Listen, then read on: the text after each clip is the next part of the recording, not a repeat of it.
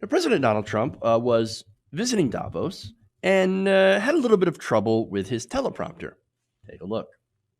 In France, another century-long project continues to hold such a grip on our hearts and our souls that even 800 years after its construction, when the Cathedral of Notre Dame was engulfed in flames last year, such a sad sight to watch, unbelievable sight, especially for those of us that considered it one of the great monuments and representing so many different things. The whole world grieved. Through her sanctuary now stands scorched and charred, and a sight that's hard to believe. When you got used to it, to look at it now, hard to believe. But we know that Notre Dame will be restored magnificently. Through her sanctuary now stands scorched and charred. Very stable genius. He knows he knows words. He knows the best words, the greatest words. Look, I understand. I'm being a bit nitpicky here, right? But it's just so it's so like the weird pauses. I mean, that's look, they make me think that maybe the font on the teleprompter is too big and it only fits like a couple of words in there at a time. So he'll like read he's reading the teleprompter because there's only so many words that can fit at a time, right? On the teleprompter. And so he's reading it like anyway, okay. So he pauses in what's supposed to be one sentence.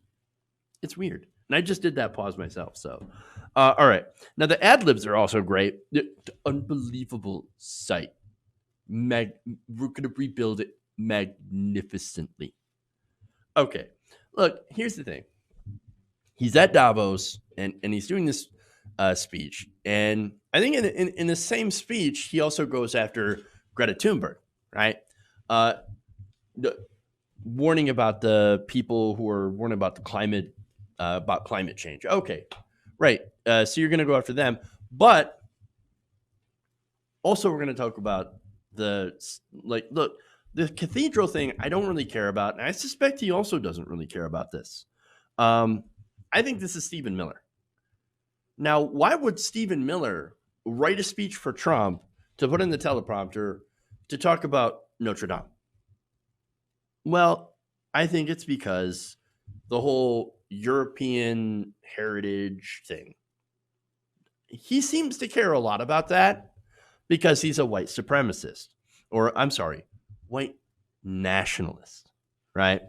But for as far as Donald Trump, you could tell through that whole thing that while he was struggling and squinting and mispronouncing things, he was also very dispassionate.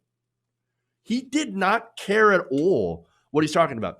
And look, if you look at his speeches when he is in front of a crowd, when he's basically freeballing it, right? No, he's animated. Yes, he's saying a bunch of drivel. It's literal verbal diarrhea. But at least he's passionate about it. At least he's having fun, right? But this, not having any fun, not interested at all. He's like, why do I care about this Notre Dame thing? I don't care. No, I'd rather be talking about how crooked Hillary is terrible still, and how crooked Obama is bad, and how great I am, and how terrible water pressure is, that you have to flush the toilet 10 to 15 times in order to get water to come out. And by the way, that's big water, and it is wetter than it is wet compared to the standpoint of water. And again, ridiculous stuff, right? That he's talking about. There's such a big gush of water. When you hit the button, it's a big gush of water. And then 5 minutes later, the dishwasher's done. No, he's never operated the dishwasher in his life. We know that. But again, the proof, when you play that side by side, you can tell he doesn't give a crap. Now, the reason that I mentioned Thunberg earlier and to kind of bring this all around into context, is that he's talking about Notre Dame, right, being on fire, uh, while Australia had been on fire for like a month. Nobody gave a crap. Donald Trump didn't give a crap. Church burns down, and suddenly, like, oh my God, we must do something.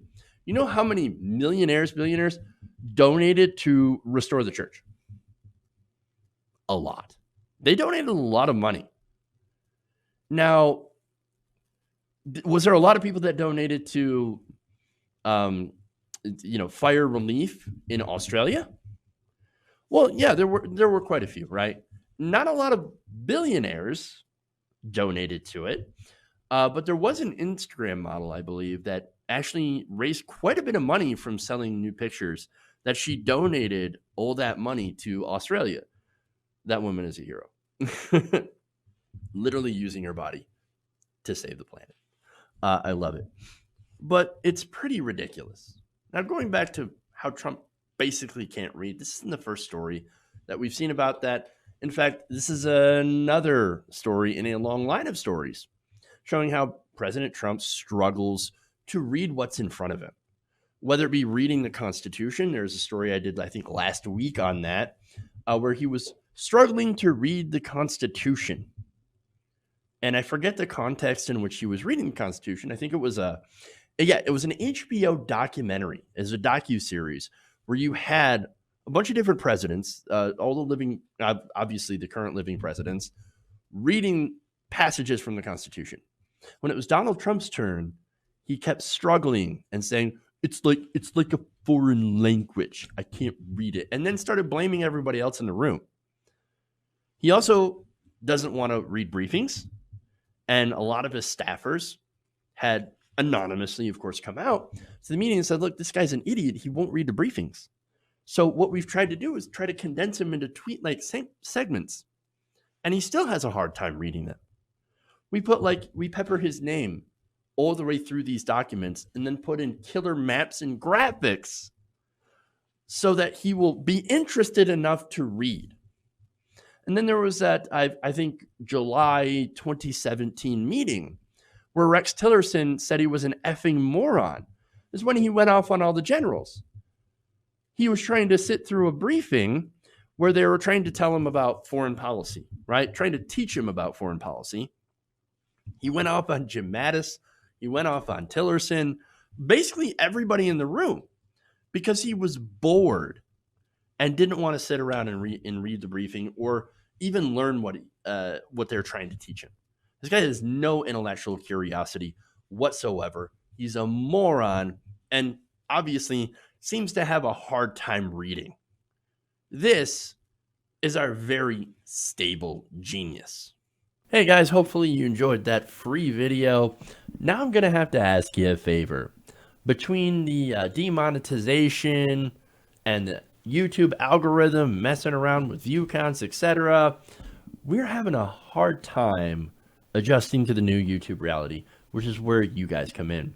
See, we have a Patreon, patreon.com/TYTNation, set up to help us rely on you guys, the viewers, instead of big corporate ads.